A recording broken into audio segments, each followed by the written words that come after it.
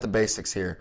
This is one I haven't really asked guests, and I think I missed out on that, and I'm going to correct in the future. But why did you start coaching basketball? Like, what really drew you into coaching basketball? Ooh, there's a lot. There's it's layered to me, but I'll say that off top, I know that you know, as a player, there's a capacity whether even if you make it, to the higher the NBA or whatever professionally, there's always something after. And for me personally, I like as far as looking at longevity, coaching I can do forever. you know, Yeah, and yeah, you can't play forever. That's you for ain't got to sure. be in a weight room doing all the workouts and all that kind of stuff. Like there's an expiration date, just by anatomy, right? But I feel like knowledge and giving back, through experience and as a coach to the kids. Like I get more excited for the kids versus what their trajectory versus what I want on my own. And for me personally, like I've always told my even collegiately, I say, hey, look, I'm confident that I'm a better coach than a player. And I was a pretty good player. I'll let the people talk for me about that, about that. Yeah, But that's one of the things where I was like, at a young age, because my dad used to do basketball camps because we had a facility, back in Top Achievers, like where it used to be like the Dallas Mavericks used to come out off season, Jason Kidd, all of them. It was kind of like the pro runs before the pro runs, and we yeah. had a facility for that. And with that came, with basketball camps. And I used to, like, as early as like eighth grade, I used to be one of the coaches to, be the coaches for those kids. And my dad said, hey, you're actually pretty good at this. And I thoroughly enjoyed it as well. And, started, down the line at 16, maybe a little, I had like a third grade team, one of the best teams I ever had, before you know, it started around when the basketball and AAU started heading to the popular direction when it's like more light. But for the third graders, I think we have one of the best teams like I've ever like by record that I've ever coached. And then from there, we've always had teams moving forward. That's very competitive at a high level. Yeah, yeah, because I mean, everybody, not everybody, a lot of people have different whys. Like, and ultimately, as a coach, that's a question that people can ask themselves. Some people will not, answer truthfully. I Hmm. think coaching at the bare, at the grassroots, at the bare level of it, the reason a coach coaches, there's a million of them, but I think the one that I've had conversations with other coaches and the thing that I've really kind of come across has been, doing it, helping others become better. That's How it. can you manage personalities? How, because that's another thing too.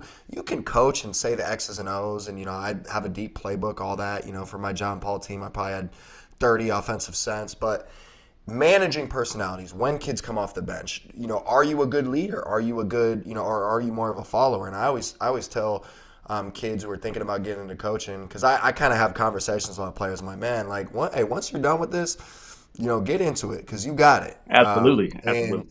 one thing that I feel like separates that is are you able to navigate people, because ultimately it is a team sport, obviously, but it's something that if your heart's in it for the right reasons, and your why is there, because these coaches, man, and especially in DFW, not everybody's in it, for altruistic or the right reasons. Right. So it's great to hear, your kind of answer on that, because everybody has their own thing. Some Absolutely. people have something to prove. And you can also spot the ones who don't know their why. I'm Yeah. pretty sure you experienced that too. So that's another whole nother Yep. conversation we can have. But absolutely.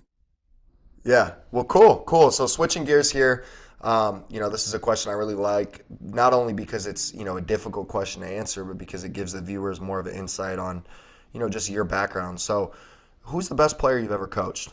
And I know it's tough. I know you're gonna be, oh, I don't I want to know. leave this guy out. I don't want to leave this guy out. For sure. Again, when you go Yeah, from since a teenager, like 20 years, I'll just go to unsearchable, like Google searchable guys that you would know that you could just go online. And off top, I'm gonna go with Julius Randle for obvious reasons. When I coached him hmm, as a middle schooler, he was always being the best. So whoever, whether coach him, whether it's me or other situation, he's going to be an NBA player. So I do want to say that out loud to where I'm not one of those guys who say, "Hey, he's this because of whatever, because of our influence or whatever." No, he was going to be Julius Randle no matter what. He's that tech, he was that gifted.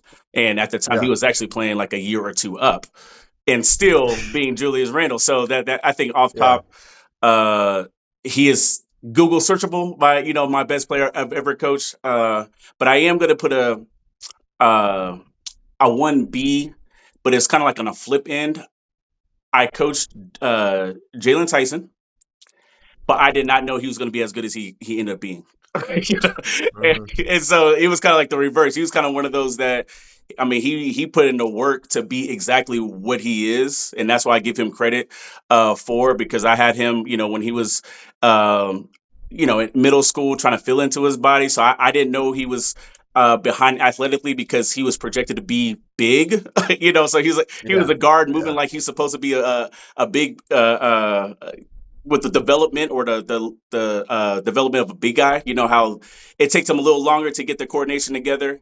That's kind of how he was in a guard body, but then when everything filled out, I mean, he's exactly what he's supposed to be with the skills he had naturally, that he worked for, and then the intangibles with his his big growth spurt and taking care of his body, getting in the gym actively, and that's why he's the player that he is today. So I'm honored that we're a part of that process.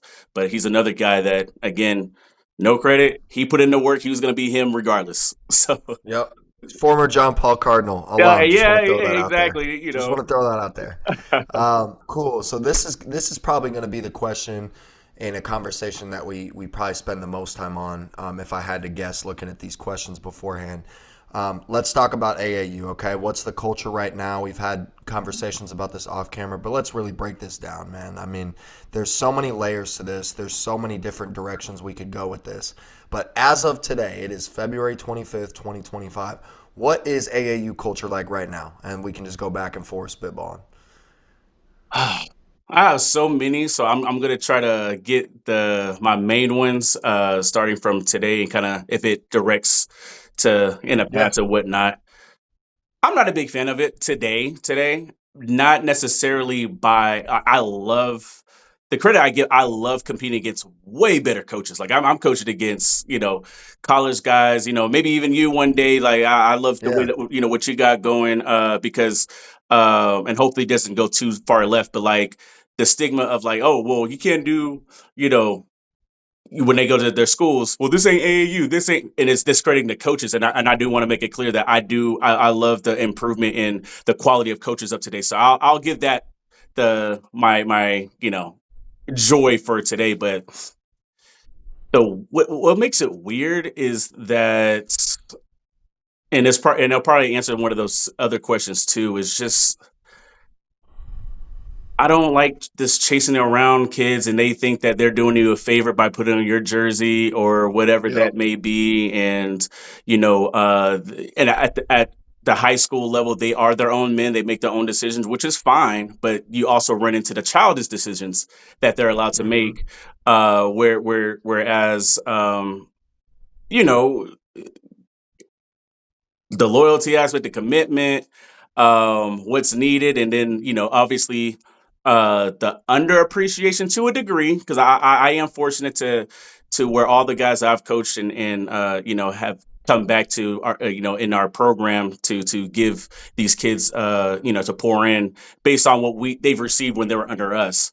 But I just like overall, I'm not the biggest fan because of the children not only get to make decide their futures, but it's also the adults that allow them to do that. And Mm-hmm. that's because at the end of the day, they don't wake up the way they are. It's just, hey, some adult signed off on it, and somebody said it's okay, and that's all they know. You know what I'm saying? So I think that's for the most part my displeasure in it. But as far as the product and the players, oh yes, I love still competing against those guys. The best of the best, staying relevant under as our organizations amongst the best of the best on a competition level. But as you know, just the off like the struggle, or not the struggle, but the grind that we have to do just to make the product for our own organizations. Yeah. The sleepless nights sometimes, making sure that somebody's where they're supposed to be, where you're gonna pick them up in the morning, if they got Yeah. money, this, that, offering your homes and all that kind of stuff. And I mean, there are children to a degree, and it's Yeah. kind of weird, you're young, but that's really what it is. Hence why, for me, it was easier for me because I was almost growing. I mean, coaching kids 3 years younger than me. When I Yeah, started, but I yeah, still was gifted and still steering in the right direction to where they had a faith and belief in uh, you know, my way of their development. You know what I'm saying? So um, it's bittersweet. So like it's like the startup is kind of like people recruiting this, that, and the third, which I respect everybody's model. But I think for me, like when you have a successful year and then you almost have to recruit all your kids back, that's what's kind of weird yeah. to me. You know, It is weird, and it's the same. It's the same thing, to a degree with college. You hear about colleges saying, okay, well, first step when the off season starts is, yeah, okay, we got to get our guys back, hmm and then second we can get new guys. But I've been lucky enough with Carter Elite. My 17U Fort Worth team this year. Um, Man, this is their third year with me, so I've had a lot of good. teams try That's to good. hit them up and all that stuff, but I've kind of had the same squad. But the re-recruiting is tough because you and I both see it. I'm sure on social media, at least I can speak for myself. For sure. I look to see where the people are going. Not necessarily because I care so much. I want to help. I like helping kids. So Absolutely. like that's the business that I'm in is helping kids become the best people and players they can possibly be. But just seeing the switching back and forth like of the teams, and I get sometimes it's just not a fit, like No, for and sure, and for sure. Vaughn from Southern Assault said this, and I think it was a good point to kind of say again, which is my program's not for everybody, and everybody's not for my program, and that's Absolutely. okay. But there's been so many certain situations where, and you've experienced this, I'm sure, being in this game, where like we'll go to a tournament, and we only go to high level stuff, so it's not like we're going to some Yeah, BS exactly. tournament. And man, I'll have 4 or 5 coaches talk to 2 or 3 of my players, say, "Man, why are you over there? Come over here." And I'm like, "Bro, it is May. Like you're trying to switch teams in May, and and they do it all year. And I don't. Somebody said, "Yeah, I don't blame the coaches. I blame the parents." I mean, I kind of disagree with that. I think it's a little Right, bit of right. both. I'm not, I have good relationships with a lot of the guys here, so you're never going to see me going up to, a Southern Assault or a Impact player and be like, yeah, man, I could do a lot more for you than this guy can. And so I think that's kind of what people talk about with the culture today is Yeah, just that part of it, which is like everybody's trying to steal each other's other players, and it happens. I mean, listen, I've recruited before. for sure, I for don't sure. really do that in season, but in the off season, hell yeah, I'm recruiting. It, and I'm sorry to cut you off because I do want to start with that and kind of go scale backwards. Yeah, Because as far as like the recruiting, here's my thing, right? Because our organization's top achievers is very a respected program, especially with the main guys, organizations in the DFW, to where if I know like we have a communication to where in the respect to where I say I'll if I see a player that of an organization that I know that's on my practice, I say, hey, and I know that it's let's say one of your kids. If they show up to my kid, what I would tell you at a courtesy and the respect, I'll say, hey, just to let you know, what are your kids at my practice? What's the situation so that I can relay the correct information, instead of yeah, saying who's better. And that's one thing that I hold value in our integrity in our program is that's what we give. We never give who's better or worse. Like you said, we're invested in the giving you the best situation for you and what you're seeking. And then, but I also, if I know that it's an organization that we network with, or a friend or a peer, like you and I, right now, if one of your we don't we this is probably my first very like long conversation that we'll have. yeah, I yeah, would still model that same, formula for you if that were to if I saw one of your players and vice on, versa. yeah, Yeah, and that's just how we are, and we've been blessed to continue to always have a competitive product because in life you get out of what you put in. So that's one yeah. thing, Input is output. Yeah, and then two, I want to go back to when you said, you know, just as far as like recruiting from players and whatnot. And I said this too in one of my stories. I said, I'm not trying to get the best players. I just want to be the best organization. yeah, Because here's the thing. Well, people don't know. is yes, we are a very formidable, opponent, like outside as in a basketball, sense. But even if you were to beat my team in a basketball, on a court, that's only one pillar of my whole program. I have five of them. So as far as Mm, like organization, it's like yes, if basketball's not for you, then we'll give the educational math, science, e games and all that kind of stuff, those type of opportunities.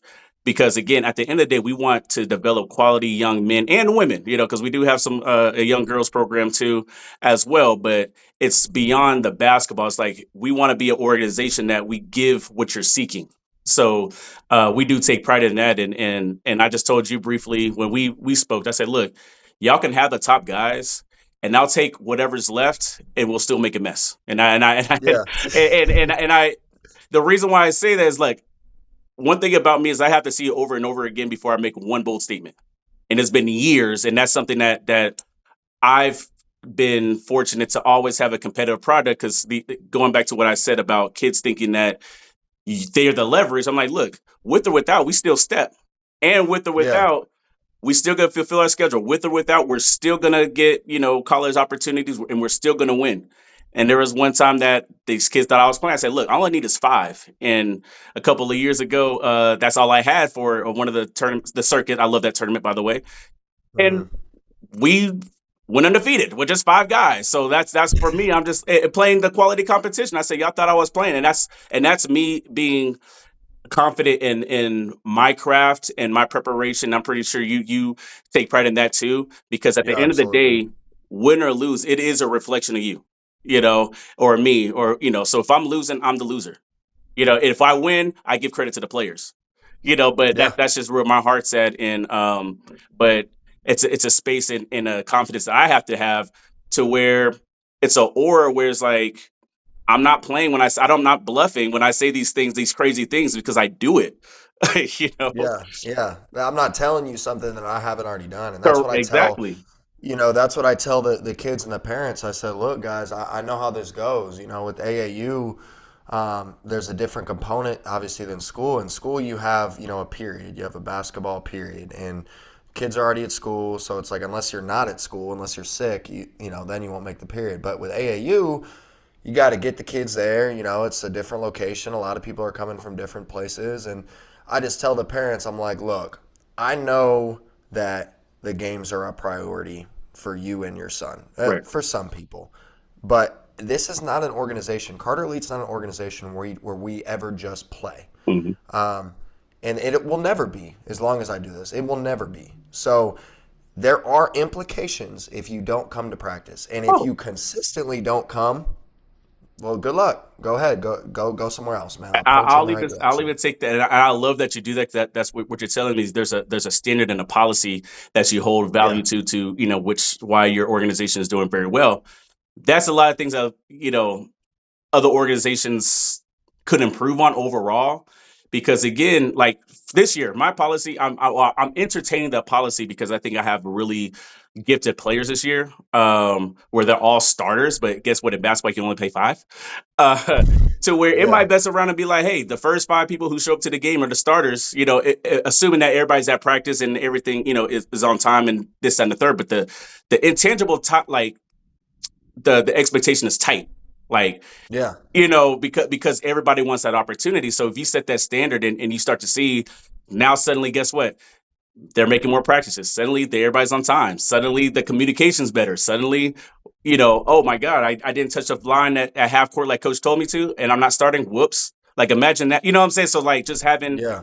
those standards to not only for the accountability, but again, it's like nobody's exempt. Just because you're the most talented doesn't mean you suddenly can't miss practice or you're going to start over the guys who's been present. That's not how we do. And guess what? I've done it and still win while you sit down.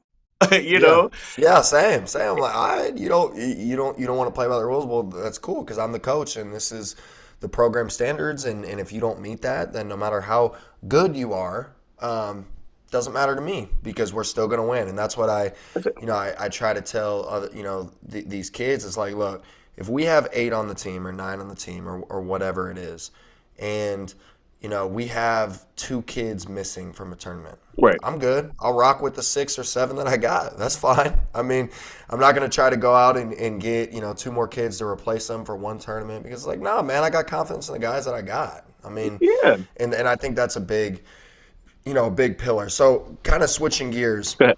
from AAU to a different space.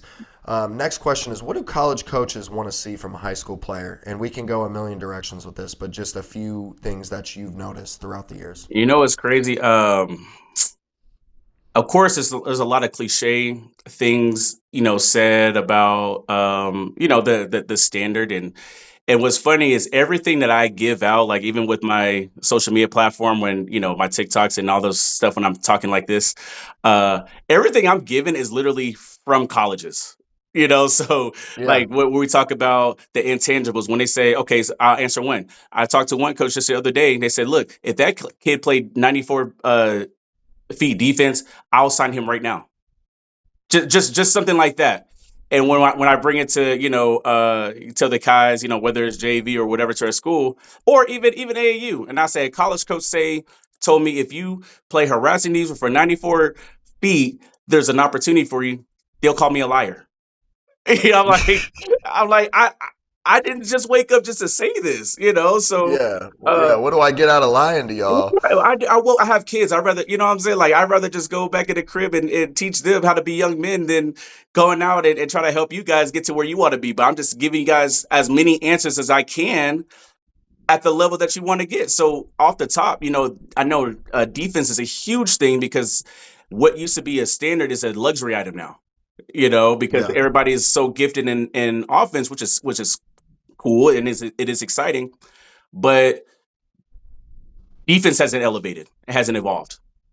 So now then, they're disinterested. So now you start to see these other guys who get to these levels because, of something that's missing. Because in life, every problem, there's always a solution, right? yeah, So what they're looking for at the college level is, what is the problem, and we're going to recruit for our solution. So whether it is defense, whether it is, a facilitating, guard who can make plays instead of make passes, and the difference where making a play is, hey, yeah, we have an opportunity to get a quality possession, versus just to make passes is, I have nothing else to do.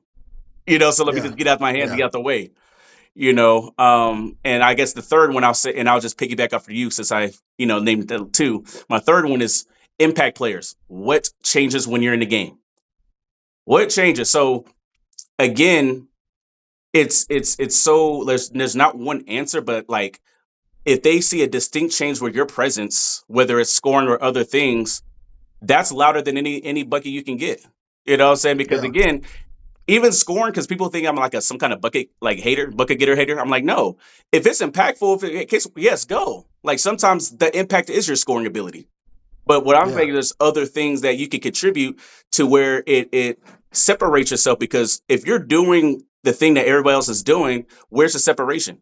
How yeah. how how is Where's the everybody value? for your organization, for Carter Elite? If everybody does the same thing, one school's not going to recruit Carter Elite. No, they're going to say, what's different than his peers, or what do we need for our school? They're not ever going to recruit the organization or school. They're recruiting a player. And so, what is going to set you apart as a player that catches somebody's eye? And those are my, top three amongst many. Yeah, no, I really like that. Yeah, I really like that. And to kind of challenge that a little bit, I do think some colleges do recruit from certain like more certain programs. Like I think there are programs that are like, That's okay, a well huge this influence guy's for sure. yeah, this guy has come through and his players have panned out for me in the past. So we're gonna take a closer look. But no, I mean all good stuff. Next question again. Kind of pivoting. Social media has taken over for basketball players as well as for coaches and organizations. I mean, I don't know if there's. I'd have to think. I don't want to have to bite my tongue when I say this, but almost every AAU team has an Instagram. I mean, almost every college program, every high school program pretty much has a team Instagram. You've capitalized on this as well as I've capitalized on this. I Absolutely. think the podcast platform and just our Instagram has really blown up. Really the past year. So, when we talk about this, I know it's a broad statement, good or bad. What do we think about social media and just the impact it has on just basketball in general? Because I think it's really blown up these past few years. Well, first of all, I'll say this: the kids made me do it. I was that old guy who didn't want. I was like, man, I don't need no Instagram and like, because I. But here's the thing: what I learned is the kids. Me listening to my players is why my program or our program for top achievers is successful. Is because those quality top guys are informing me on what the top guys like or the top players, and visually, whether it's gear, social media presence, all that kind of stuff. So once I bought into that like half-heartedly and I saw a huge reward, I was like, "Oh, okay. I'm not against something that's going to help elevate and the opportunity for me to help more kids just like the talented ones that we work with."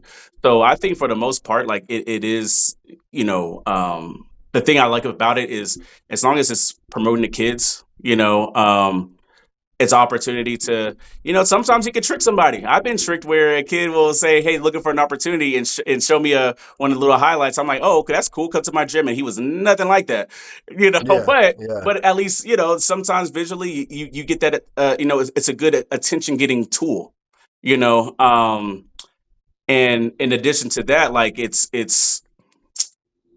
I just like for it to good for for the good part, but at the same time, it's like on the flip end, I've personally coached a game against a really good team, and we did well, but we lost. But my team got the complimentary mixtape shout out from a tournament. I'm like, oh, ew, we just lost. Why we up there? yeah, yeah, I was that guy. Like, I'm like, ew, because I knew we had things to fix for my organization and players in the development, and it's like enabling when they get a mixtape when I just barked about how bad they lost. Like now I look crazy. What I'm yeah. saying? Yeah, So, well, but that's what some tournaments. It's kind of funny. That's what some tournaments are doing now. They're giving teams mixtapes, and I don't really know how they decide which ones. I mean, right, obviously you get one if you win, but I've noticed that because all these tournament organizers are now a lot of them, not all, but a lot of them are like doing the commitment. Posters and all that. Like this team is committed to yeah. our tournament on Yeah, March I'm not 15th. doing that. I'm sorry. The kids already pushed me to do something uncomfortable. I'm not doing that. I'm sorry. If it's college, congratulations. I want to shout y'all out, but that I'm not doing. But go ahead. I'm sorry. Yeah, but I know it's so funny because they're all trying to one up each other. Because ultimately, like in this game, it's competition. Like competition is really what makes all this super fun. And I'm a bad loser, man. I hate to lose, that's how I've always been. And when I do lose, I kind of take a hard look at the reason. I don't just well, we got another one next weekend. Let's bounce back, right? Like, nah. I mean, why? What happened? What do we need to correct in practice today to really work on this and get better. So this is kind of a, I don't know, just a pop up question in terms of, what do you tell your guys after you take a tough loss? Tough loss. Um, this is something that I always do after every single game. I'll say, hey, whoever give you your best, right? You give your best. So let's say this is we took our tough loss. It's our third game, right? It's 1-2. We lost the third. So after the first game, who did your best? Second, third. And what I tell them is like, if it's this game and your hand's still down and you need to get your best, then you chose to lose. So what are you mad for if every single time did I say give your best or did you do your best and your hands down, you're choosing this loss. Yeah, You didn't. you have no say in it because you didn't contribute. What's there to talk about? Because now if Yeah, you're having a bet, like if everybody's raising their hand and it's still short, then it's more constructive because you and I can always say why we lost. yeah, Like that's easy, but like if you haven't set the prerequisite of like on the competition level of your best isn't 30 points, it's your best as I'm busting my butt, I'm tired, I'm bruised up, and the result is what it is. But when that conversation is met and your hands are down, that's majority of my post game. But when it's everybody, when I know those games where everybody busts their butt, then I say, hey, that's an opportunity for us to learn how to win. But if it's a loss and knowing you didn't do your best, there's not really much I should be saying beyond that for the majority. You know what I'm saying? And so like, and it's always like a little different, but then and you know your teams, you know your habits, and obviously, like if it's like repetitive, things that we're just like, okay, we lost because we didn't rebound or defend. Do we lost because it's the same three things? I'm like, y'all are choosing to lose, so I'm not gonna get mad. Now, if you're changing these things and we're losing, guess what? I'm gonna look at myself first. Like, well, I'm always looking Yeah. at myself too, like just in general, even if it is that, because I never want to blame the kids ever, because that's just how I want. I always want to be. If this is if this is the problem, I always want to fix it, whether it's possible or not. That's just my toxic energy. But for the most part, like if majority just on the competitive effort and stuff, like I'm not going to tell you why on a basketball sense why we lost if you just didn't give your best at that. Because then I could talk about possessions we could have, game winning, or pivotal moments of the game that we should have adjusted, this, that, and the third. But if it's just off of effort and these are just continue to be effortless losses, I can't, because you're going to give your team your best, right? I am. That's why I earn the right to demand that. But if you don't, I'm not going to get mad because I gave you my best. Yeah. You Yeah. know, I always tell the kids too, I'm like, I give you guys the absolute best version of me, and I prepare. I'll write a game plan. I will do practices. The time I've spent in the car is, I don't even really want to try to add all those hours up, but right, right. like I give you guys my absolute best when in terms of like the way I coach. I don't play the politics game. Like I give you my best. So Mhm.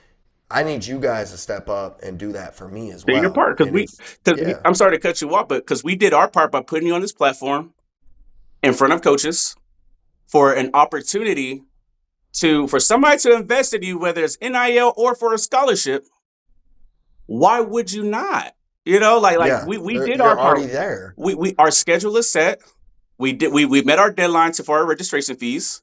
We spoke to whoever we need to speak to on our personal networks for them to come evaluate you guys. You know, so we're gonna do our best every single time. So the fact that we do our job and we don't perform or dance like you're supposed to. Hey, I don't know what to tell you, but guess what? What you signed up for our organization, we provided. So your Yeah. performance should not be a reflection of what we are and aren't giving you you know, Yep. because I'm, including, I don't know if you do all those, I assume you do training because I know you offer Yeah. training, personal training. Yep. So all the resources is given. And so that's why I say, like, as an organ, I want to be the best organization because I know what I can always bring every single time. I can't guarantee recruiting the best player when, there's other organizations that may be better. They may have more resources, maybe pay them. I don't know. But all I know is I have a consistent product, and everything that you want out this game is given, in our organization, such as just when I tell you that 97% of our guys go to college somewhere, and those 3% literally wanted to be had under other endeavors professionally they want to do. So if they wanted to, it could have been 100%. But I don't like saying 100 because that puts a little target on my back, and I don't want it. But nevertheless, if I say this is the model that we've been using for more than a decade, and damn near 100% get what you signed up for, and this is the criteria, the steps, like what are we talking about? You know what I'm saying? We giving you guys these things, and so like it's frustrating sometimes where your organization is labeled. They'll have some kind of opinion on you as a coach, or it's like, dude, no, I'm just giving you the tools of the blueprint I give everybody else. You know, Yeah. and Yep. so Whether you follow that's on you or not. yeah, and that's the thing. Like, just continue to have those conversations and those resources available for these kids to where, hey, whatever you don't have, that's really on you because it's given to you. you Yeah. know, Yeah. Absolutely. Absolutely. Well, cool. We got about 4 minutes left, so I'm for going to sure. squeeze in this last question here. What qualities does a good trainer have? Ooh, I kind of want to give um the sauce, but I kind of don't. So I'm going to gently say one: every trainer is great at what they can offer. I'll say that.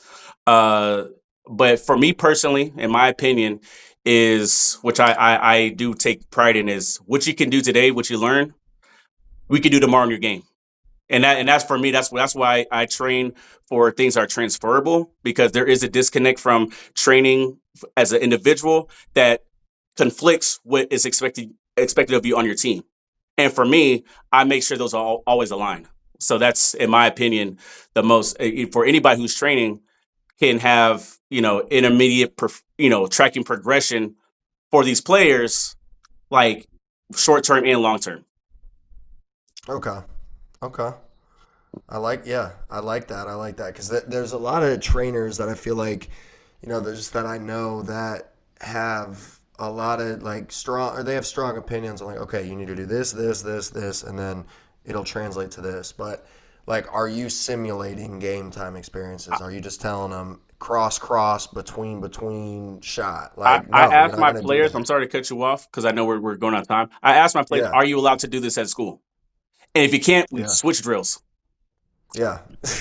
So, and the same drills, they'll say they can, and sometimes they can't. But I'm not gonna.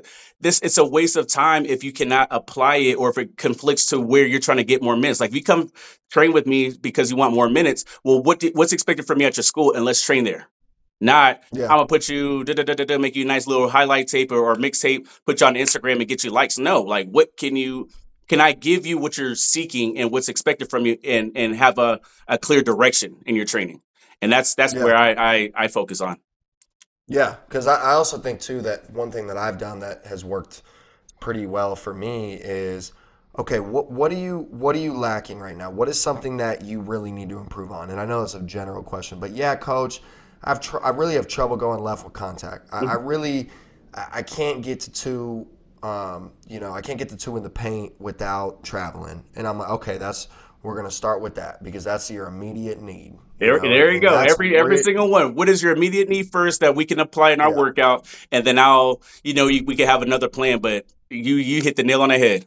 Good job, coach. Yep, yeah. Because yeah, I'd feel like, okay, well, what are we doing here? Because if you're really talented at, I don't know, shooting mid-range jump shots, we will incorporate that into the workout, yes, but my job and my goal is to get you up on the things that you're weaker at because ultimately that's what strong trainers do Hey, is help your man, you weaknesses. said that beautifully, bro. Because I Yeah. had a kid, like, because again, like you said, like, what are you naturally good at? Because we're not going to do that here. You know, Yeah. I said, look, Yeah. well, can we do this instead? No, you're not up here at 7 o'clock in the morning with your dad watching to do something that you're good at. That's why you're here, because you're invested Yeah. on improving on your like areas of improvement. Like, Yep. come on, man. Yeah, like exactly, man. Well, cool. We unfortunately are out of time, but I appreciate you again for coming on, and hopefully we can do a round two one of these days. Oh, And I loved absolutely. hearing your insights, man. And good luck against Parrish. Man, appreciate it, man, and shout out to Carter Elite, and hope you guys have a great season. And I'll say to your players, listen to your coach, man, because he knows his stuff. He knows his stuff, and just stick to the Hey, I process. And appreciate that. uh, anything that I could do as a networking organization through Top Achievers that we can align and talk about off camera or on. Let us know, because Yeah, I love just kind of networking and building those relationships with other organizations, to where it's not one of those weird things. My team is better. It's like, if we have the same vision, I want to align myself with other organizations to have that same vision, and help strategize ways to help our kids.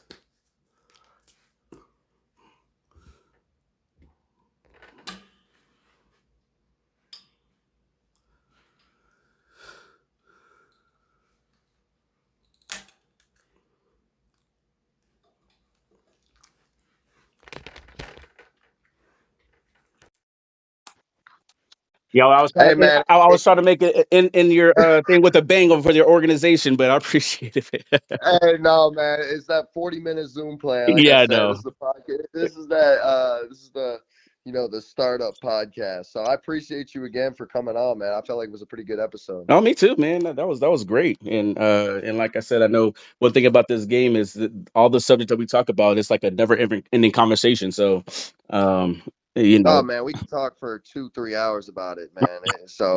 It's ridiculous. So when you guys play what Friday? yeah, When do you play? Friday at 8 o'clock in Waco, Waco. Oh man, it's interesting because both of you were in here in Dallas. So like, I mean, maybe they should change that format to like just the state game. But Man, you that's know, why I said, 'cause I remember like one time we went. What was it? I don't know if you were there, but like we went to Waco just to play y'all. I'm like, what is that? yeah, no, not this is my first year at John Oh, Paul. okay, So yeah. That's what I always said. I'm like, why are we traveling so far just to play guys who we are 5 minutes away?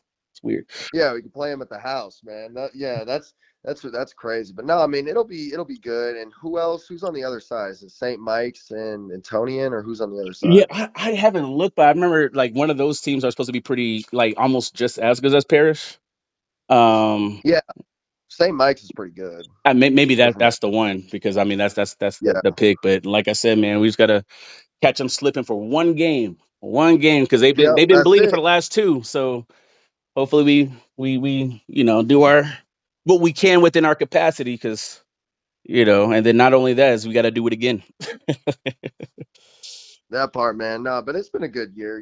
I think overall, we've had a lot of ups and downs, at least in our season. I'm sure you guys have as well. But my goal is just, man, somebody from Dallas, go out there and get the state game, because I don't want it to be a team from Austin or Yeah, wherever. exactly. Come in town and no, keep that thing in the house because like Yeah, keep it in the house, man. Well, cool. Yeah, I mean, Evan's a really good player. I really like the way he played. Obviously, Josh Massengale, he can play. right. And the bigger kid, number 0, he's a football star, huh? Yeah, and that can Yeah, play that does what's needed for this roster, and it's great. Like Matthew, but I think we'll see because guess what? We gonna do with somebody's just as big as you and taller. yeah, exactly. Yeah. you No, I know. mean, I'm confident. I'm confident you guys will handle business. I mean, I don't really have a pick either way. I mean, I'm just hoping somebody from Dallas brings it home. But obviously we wanted to, but didn't quite pan out that way when you shoot 6 for 24 from three. So Yeah, especially that when that's your meat and potatoes. Yeah. yeah, that was our. If we shot well, like we shot well against Liberty, did really really well. But if we don't, that's tough, and it's kind of tough to live and die by that. Like you want to have other ways to win, which I felt like this year we did what we needed to do against the teams that we were supposed to beat. But Boom. Yeah, that's yeah, exactly. I was talking to Bola actually, one of the guys that I actually coached and went to your school as well. And he was like, because obviously he's one of y'all's alumni and whatnot. I said, man, one of the thing about John Paul, like I wasn't really excited individually, but they like y'all gotten better every single game.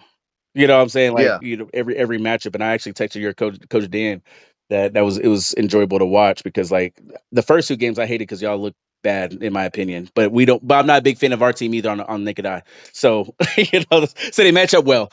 Um but like yeah, it's just one of those things where, you just got the better game plan wins, you know. Um yeah. at I least on our mean, end. and ultimately, man, like I don't even feel like that. What turn the Grace Prep tournament? I mean, that was one where we we didn't even play like we didn't play super bad. We just didn't execute at the end, and that was Yeah, that was yeah. the biggest. But I think ultimately, yeah, we were trying to do different things, and ultimately just kind of see what worked against certain opponents. But ultimately, like, yeah, if there's a bigger player and he's on the offensive glass, Yep, that the kind intangibles, of bro. hurts. The It intangible. hurt Hey, us that's what I'm mostly saying. You got to defensively. control the controllables because the intangibles. I'll be okay if the intangibles hurt us. Yeah. And so. But I was going to ask you this: who does number 12 play for your the varsity group? I don't know his name. Team Nation. Team Nation. What? Why? I mean, sorry. Why? Ew. I mean, I actually know the Well, coach. He's real how they funny. gotten better? I'm sorry. I'm not trying to be that guy, but how they gotten Yeah, better? man. No, they were good last year. Okay. Good enough. They're this gold, I didn't and play them we last year. I played them, I think, the following like 2 or 3 years or whatever, and they've been yeah. close. So we played them last year twice, and it's a lot of John Paul kids, a lot of Plano East kids. Really, Yes, yeah, exactly. that's Now all. that's why I said ill. I'm sorry because I have direct ties with Plano East in general. So and I uh because I had the core guys prior to the prior to them winning state with like Jordan and all of them. Um, but I was interested. Well, because somebody had asked like, hey, what do you think about number 12 playing with us? I said, look, first of all, I like him. And he's a good.